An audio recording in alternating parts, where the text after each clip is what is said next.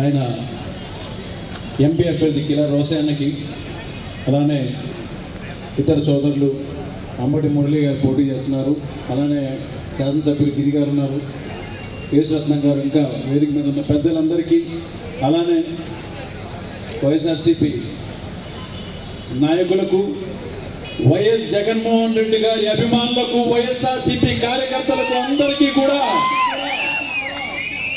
మనందరం కూడా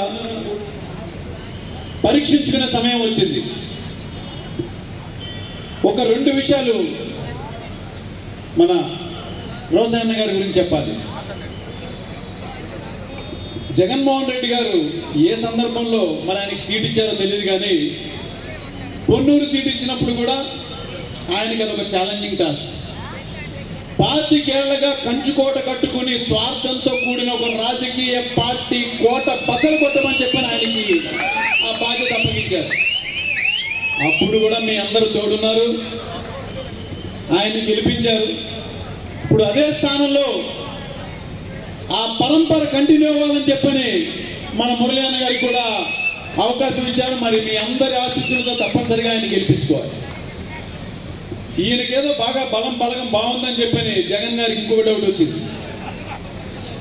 ఎప్పటి నుంచో గుంటూరు ఒకటే రకంగా మీ అందరికీ తెలుసు, ఒక పార్టీ పరంగానే కానీ కొంతమంది వ్యక్తుల చేతిలో కానీ స్వార్థపూరితంగా ఎప్పటి నుంచో ఎంపీ సీట్ అనేది వాళ్ళ కైవసమైందని దాన్ని కూడా బద్దలు కొట్టమని చెప్పని మరొకసారి ఇంకొక టాస్క్ ఇచ్చారు ఆయన.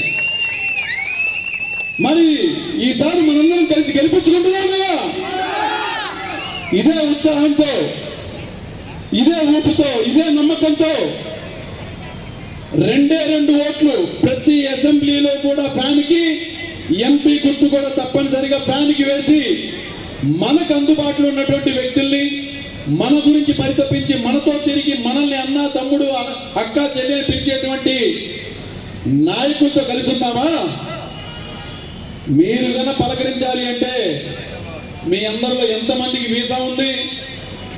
మీరు గెలిపించుకునే ఎంపీకి మళ్ళీ మీరు వీసా చేయించుకుని అమెరికా వెళ్ళి పలకరించుకోవాలి. ఆలోచించుకోండి. మరి నేను చెప్పదలుచుకుంది ఒకటే, మనకు అందుబాటులో ఉన్నటువంటి నాయకులు, మన గురించి తెలిసినటువంటి వాడు, మన కష్టసుఖాల్లో పాల్పంచుకున్నటువంటి నాయకులకి, అలానే మన ప్రతి ఇంటిలో ప్రతి ఒక్కళ్ళకి, ప్రతి పేదవాడికి కూడా సంక్షేమం అందజేసినటువంటి వైఎస్ జగన్మోహన్ రెడ్డి గారిని కూడా మనం ముఖ్యమంత్రి చేసుకోవాల్సిన బాధ్యత కూడా మన మీద అంతే ఉంది.